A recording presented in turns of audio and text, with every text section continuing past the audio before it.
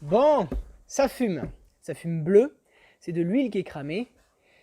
La faute à cette petite pièce, il y en a 4, ce sont des joints de queue de soupape. Et donc il va falloir déculasser pour régler ce problème.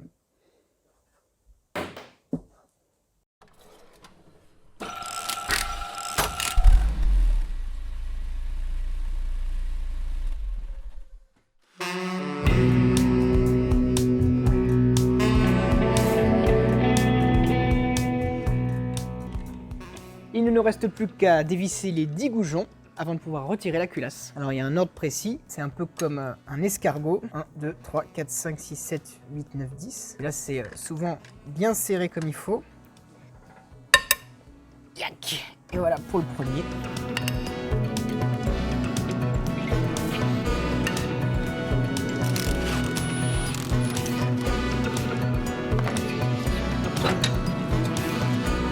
Ouah.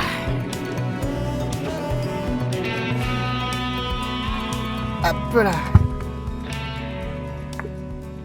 La culasse. C'est pas tant ici que ça va être le plus intéressant.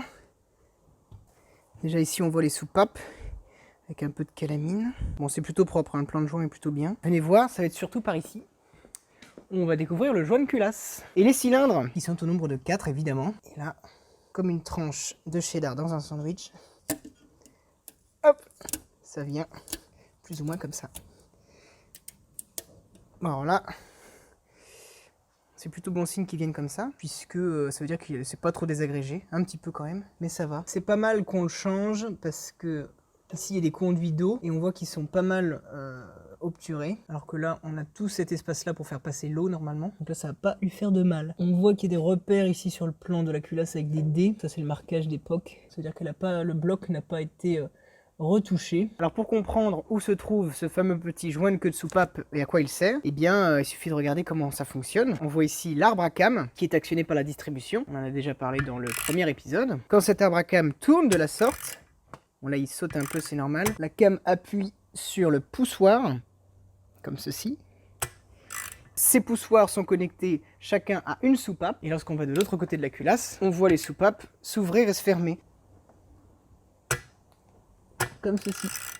Admission, échappement, admission, échappement pour tous les cylindres et c'est fabuleux. Ici si on prend les pièces détachées, on a la soupape, le guide de soupape qui est fixé solidaire de la culasse. La soupape fait son mouvement là de translation. Et on a ici le poussoir sur le dessus et le joint de queue de soupape qui est inséré hop, et qui assure l'étanchéité entre la chambre à combustion et le haut de la culasse. Dans notre cas, étant donné qu'on a fait un redémarrage de la voiture et que certainement ce joint était un peu usé avec le temps, il y a de l'huile du haut de la culasse qui vient dans la chambre à combustion lorsque l'on décélère. Voilà pourquoi on a une grosse fumée bleue à l'échappement. Alors normalement pour changer ces pièces-là, il faut retirer l'arbre à cam ainsi que voilà, tous les poussoirs, mais moi j'ai une solution un peu plus rapide.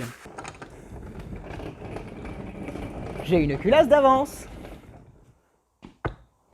Toute fraîche, toute belle, toute neuve, avec des soupapes neuves d'origine, des joints de queue de soupape changés, un arbre à cam qui a été réalisé, un plan de joint neuf, enfin voilà quoi, tout est neuf. Finalement, je comptais l'installer sur un autre bloc moteur que je voulais refaire à neuf, mais vu que j'avais cette queue-là sous les mains qui me servait à rien, il y a autant l'utiliser.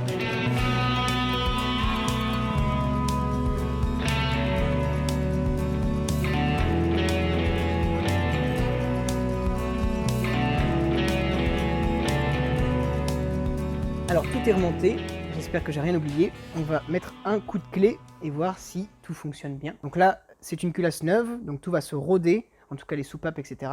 On va y aller mollo, c'est parti. Donc là, je lance la pompe à essence en donnant des petits à-coups.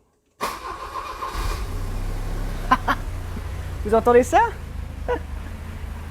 Quart de tour, ça s'appelle.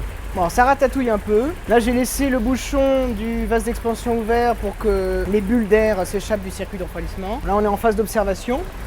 Là, ça ratatouille. Est-ce que c'est parce qu'il est froid? Est-ce que c'est parce que c'est un réglage du CO? On va le voir. On va laisser ça chauffer tranquillement et faire un petit test.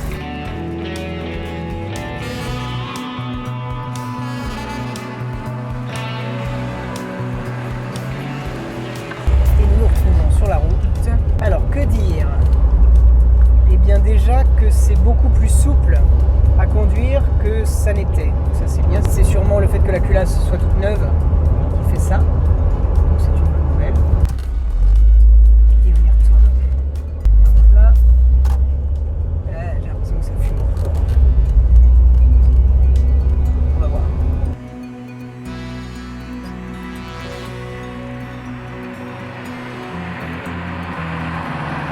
Alors après vérification, tout va bien. Ce n'était qu'une seule vis qui n'était pas serrée, qui causait une fuite d'huile, et cette huile chauffait contre la ligne d'échappement, ce qui causait une fumée épaisse comme ça. J'ai resserré la vis, plus de fumée à l'horizon. Donc là, je fais une dernière petite vidange avant de partir pour de nouvelles aventures. À très bientôt.